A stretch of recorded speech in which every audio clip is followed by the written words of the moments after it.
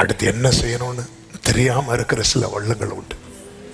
இதை பார்க்கிறவர்கள் இயேசுவின் நாமத்துல கர்த்தருடைய பீடத்துல இருந்து சொல்றேன், அந்த பரம போவாசுடைய பார்வை உங்க மேலதான்,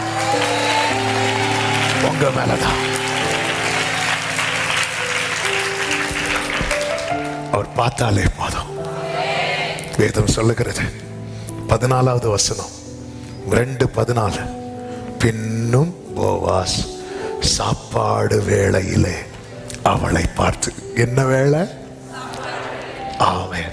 அடுத்து 15வது வசனம், அவள் கதிர் பொறுக்கி கொள்ள, இப்போ என்ன டைம்? கதிர் பொறுக்கி கொள்ள டைம். என்ன அதுன்னு அர்த்தம்?